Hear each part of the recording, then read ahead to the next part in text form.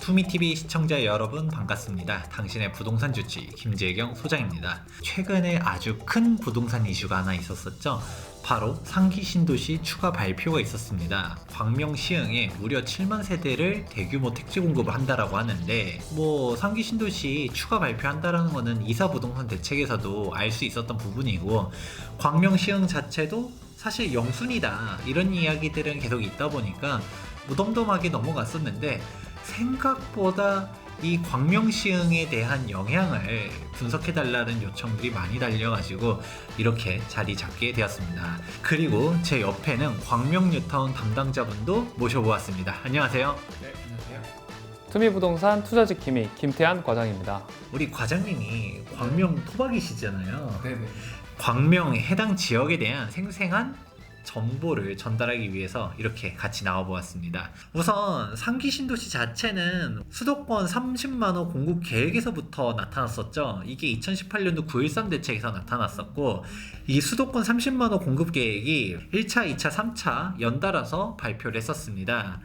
이게 1차는 18년도 9월 달에 이제 소규모 택지 중심적으로 발표를 했었었고요. 2차가 본격적인 상기 신도시가 나타났었는데, 남양주, 왕숙, 하남, 교산, 인천, 계양, 과천이 있었습니다. 그리고 3차로 발표를 한 게 2019년도 5월 달인데, 고양, 창릉, 부천, 대장 이렇게 해서 끝이었었거든요. 그런데 이번에 이사 부동산 대책 나오면서 교외로도 추가적인 공급을 하겠다 했었는데, 2021년 2월 24일에 발표된 상기 신도시 4차 발표 택지입니다. 보면 수도권으로는 광명시흥이 있고요, 부산, 대저, 광주, 산정 이렇게 있습니다. 그런데 우리가 가장 관심 있는 거는 결국 어딜까요? 수도권이죠. 광명이 가장 큰 이슈가 되고 있는데, 광명은 규모만 7만 세대예요.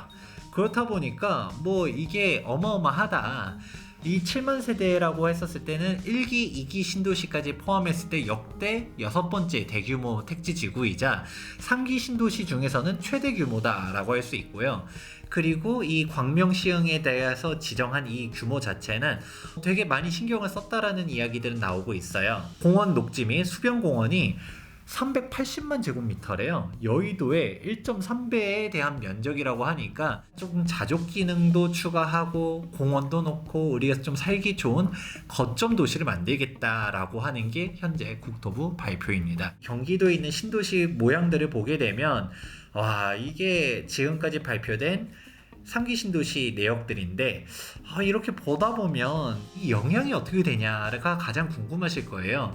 지금까지 발표된 내역들이 있는데, 우선 먼저 제가 질문 한번 드려볼게요. 이번에 딱 광명에다가 7만 세대 짓는다 하잖아요. 네, 맞습니다. 이 손님들 분위기는 좀 어떠신가요?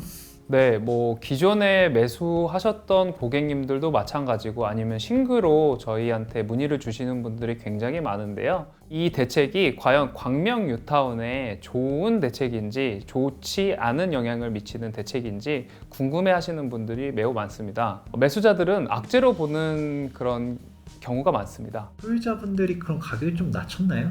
지금은 매도자들은 분위기를 지켜보자는 상황인데요. 이게 이제 실질적으로 악재인지 호재인지 판단이 안 되는 상황이라서 조금 더 지켜보자는 그 소유자들이 더 많은 것 같습니다. 그러면 실질적으로 광명의 가격은 특별하게 조정되고 이런 거는 없는 거네요? 네, 실질적으로는 현장에서는 가격이 조정되거나 그러진 않았습니다. 그렇군요. 일전에 상기 신도시 발표할 때마다 제가 투미TV에서도 상기 신도시 영향 어떻게 될 것이냐 한번 정리한 적이 있었는데, 그때도 뭐라고 말했었냐면 상기 신도시는 경기도의 악재이지 서울의 악재가 아니에요. 기본적으로 1기 신도시들이 있었죠. 일산, 분당, 3번 중동, 평촌 이렇게 5군데가 있었는데, 그러고서 2기 신도시 같은 경우는 사실 서울 근처에도 안 만들고 좀 멀리 떨어져서 만들어 놨었어요. 근데 3기 신도시는 어떻게 따지면 1기 신도시보다도 더 가까운 서울 인접한 곳에다가 만들다 보니까, 그럼 더 멀리 있었던 지역들 죽으라는 정책 아니냐라고 하면서 경기도민들이 많이 반발을 했었지, 서울 사람들은 사실 상기 신도시 발표 자체에 관심이 별로 없었거든요. 고양 창릉에 3만 8천 세대가 짓다 보니까 어디가 반대했었냐? 일산에서 반대를 많이 했었었죠. 일산 집값이 작년부터 좀 많이 올라가고는 있지만 불과 2년 전만 하더라도 일산 찬바람 불고 있었거든요. 그런데 이게 신축 아파트가 서울 더 가까운 데서 이렇게 대규모로 공급되면 이거 일산 죽으란 얘기 아니냐라는 게 그 데모의 목적이었던 것이죠. 공급이 나타나게 되면 그보다 하급지에 있는 사람들에 대한 대체주로서 들어오는 거지, 서울에서 일부가 나갈 수는 있겠지만 주로 나가는 거는 아니라는 거죠. 그렇다 보니까 사실 이렇게 대규모 택지가 늘어나게 되면 하급지들이 빠져나가게 되는 겁니다. 광명도 경기도잖아 라고 할 수 있는데, 사실 우리가 지도를 정확하게 보실 필요가 있어요. 광명 뉴타운 그리고 철산동 재건축 단지들 쭉 있게 되는데, 밑으로 해가지고 쭉 여기가 3기 신도시 지역입니다. 근데 이렇게만 보면 감이 잘 안 오잖아요. 정확하게 보기 위해서는 우리가 위성지도로 보면 딱 감이 옵니다. 산이 쫙 가로지르고 있거든요. 이 논밭들이 3기 신도시 대상지들이에요. 우리가 보통 광명의 거주 지역들 보면 광명동, 철산동, 하안동, 일직동, 소화동 이런 식으로 쭉 있게 되는데, 여기 동측으로는 그렇게 주거 지역들이 있는데 우리가 하안동만 놓고 보아도 지금 어떻게 돼 있어요? 서울로 다리들을 건너가 쭉쭉쭉쭉쭉 넘어갈 수 있게 되어 있는데, 우리 여기 논밭에 7만 세대 집을 지으면 뭐하나요? 산으로 다 가로막혀 있어가지고 넘어갈 수가 없어요. 그러면 여기는 사실 고립된 지역들이거든요. 7만 세대 지었다라고 쳐봐요. 어떻게 갈까요? 서울로 가려고 하면 다 삥삥 돌아서 이 터널 하나에 다 몰려 들어가고 위로 돌고 밑으로 돌고 하면서 헬게이트가 열릴 거예요. 일반적인 광명이랑 다른 곳인 거죠. 똑같은 광명시에 소속은 되어 있지만 여기는 사실상 고립되어 있는 죽은 공간이거든요. 그렇게 7만 세대 지어놓으면 어떻게 될 게 뻔할까요? 그냥 여기 있는 사람들은 낙오되는 거예요. 그냥 출퇴근 교통지옥이 형성될 건데, 그게 뻔히 보이니까 어떤 내용이 나왔었냐? 교통대책이 나왔었던 것이죠. 지금 철산동 거주하시죠? 네, 철산동 거죠. 그러고 이전에는 광명동에서 살으셨었나요? 네, 광명동에서 살았어요. 여기 있는 이 논밭이 있었던 지역에 대한 이미지는 좀 어떤가요? 기존의 하안동이나 철산동 이외에 그런 지역들은 주거 지역이 아니기 때문에 이 관심이 없는 게 사실인데요. 3기 신도시가 발표하는 지역 자체가 이제 좀 외지다.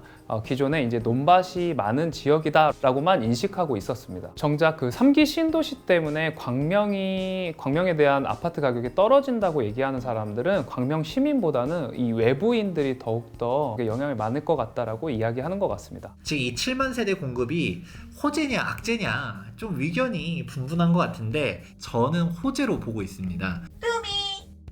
여기 7만 세대에 넣어봤자 지금 여기는 고립된 지역이라는 게 첫 번째예요. 정부에서도 여기다가 주택만 지어놓고서 오지로 만들어 놓을 수 없기 때문에 교통대책을 만들겠죠. 그러면 국토교통부 공식 자료를 살펴보도록 하겠습니다. 신규 공공택지 추진 계획인데요. 가장 핵심적인 내용은 여기 있겠죠. 제가 앞서 보여드렸던 것처럼 우리 산이 이렇게 양쪽에 있게 되는데, 가운데에다가 어마어마하게 7만 세대를 짓겠다라고 하는 게 이번 3기 신도시의 핵심인데요. 교통을 어떤 식으로 할 것이냐, 뭐 앞서서는 서남권 거점 도시로 만들겠다, 역대 6번째 대규모 신도시자, 뭐 그리고 여의도 면적의 4.3배, 그리고 자족 도시로 만들겠다, 인프라도 만들겠다, 뭐 이렇게 쭉 좋은 얘기들은 많이 나왔어요. 뭐 최대 규모의 공원 녹지도 확보하겠다. 근데 가장 핵심은 이쪽에 있는 거죠. 제가 말했던 것처럼 이렇게 단절되어 있고 이렇게 단절되어 있어요. 그러면 이 사람들이 오갈 수 있는 방법은 위로 가든 아래로 가든 아니면 여기 터널로 뚫고 가든 딱 이렇게밖에 없는데, 이게 자동차로는 한계가 있어요. 그럼 결국 대중교통을 만들어야 되는데, 우리 이 3기 신도시 중에서도 GTX가 안 지나가잖아요. 이 부분을 어떤 식으로 해결할 것이냐 라고 하면, 우리가 서울 도심까지 20분대로 접근할 수 있도록 철도 중심 대중교통 체계를 구축하겠다라고 하고 있어요. 이렇게 중심축을 지나가도록 철도를 하나 또 놓겠다라는 거거든요. 그러면 여기 나와 있는 내용들이 뭐예요? 우리 1호선, 2호선, 7호선 연결할 수 있도록 하고, 신안산선, GTX 비노선, 그리고 제2경인선 등 철도 교통망을 구축하겠다라고 나와 있어요. 그러면 우리가 다시 지도를 놓고 볼까요? 우리가 3기 신도시를 여기다가 쭉 지어놓으면 어떻게 연결될까요? 당장 7호선 같은 경우는 광명사거리역이 이쪽에 있잖아요. 그럼 7호선 연결하기 위해서는 광명뉴타운 같은 경우도 교통대책으로서 같이 포함될 가능성이 있다. 그럼 우리가 광명 같은 경우는 사실 7호선 하나밖에 없었잖아요. 근데 방금 전에 보니까 1호선도 연결하겠대. 그럼 위로 가면서 1호선도 같이 연결하고 더 위로 올라가면서 GTX도 연결하고 2호선도 연결하고 하게 되면 사실 광명 시민들 입장에서도 이거는 호재라는 거죠. 그냥 7호선만 연결돼서 이동하다가 1호선도 환승할 수 있어? 2호선도 환승할 수 있어? GTX 비노선도 편하게 이용할 수 있어. 이렇게 돼버린다는 것이죠. 3기 신도시에서 여의도까지 20분, 서울역까지 25분, 강남역까지 45분 만에 갈 수 있도록 하겠다라고 되어 있는데 기존의 광명동이랑 철산동보다도 더 외진 곳이잖아요. 얘네도 이렇게 접근할 수 있다라고 하면 우리가 지금 실질적으로 광명뉴타운, 철산동에서 여의도까지 접근성이 그렇게 좋진 않잖아요. 네, 맞습니다. 사실 광명 뉴타운은 7호선에 연결돼 있어서 강남에 대한 접근성은 우수하지만 여의도 같은 경우에 물리적 거리가 가깝지만 여러 번의 환승을 통해서 실제로는 한 50분 정도 소요가 되고 있습니다. 이런 식으로 교통 호재가 발표되게 되면 사실 이거는 광명 자체에서도 호재라는 거죠. 그리고 정부 입장에서도 이렇게 7만 세대 지으려고 했었을 때 광명 시민들이 반대를 하면 광명 시민들한테도 당근을 던져줘야 된다라는 것이죠. 고양 창릉 신도시 이야기 나오면서 고양선을 뚫겠다 이야기가 나왔었죠. 그러니까 덩달아서 수색증산 뉴타운도 우리한테도 호재인데? 이야기가 나오는 것이죠. 이 3기 신도시 7만 세대 자체의 공급은 광명 시흥보다도 더 하급지에 있는 데들 여기는 타격이 있어요.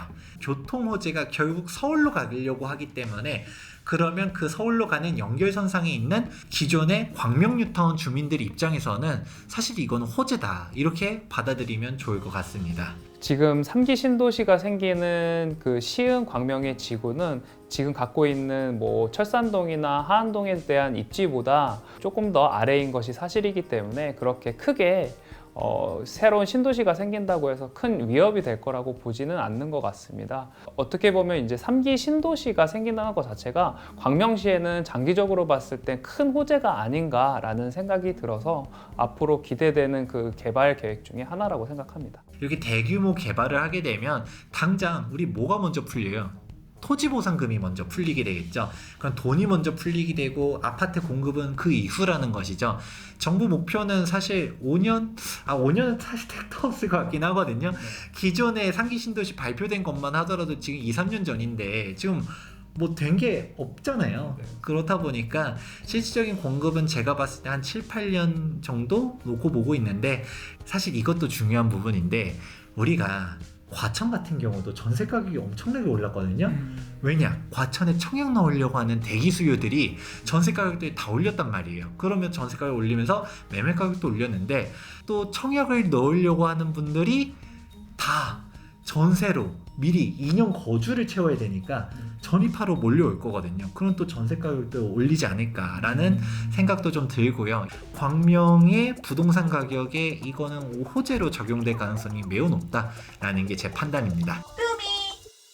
도움이 되셨다면 좋아요와 구독하기 눌러주시기 바라면서 지금까지 부동산 주치 김재웅 소장과 투자지킴이 김태형 과장이었습니다. 감사합니다.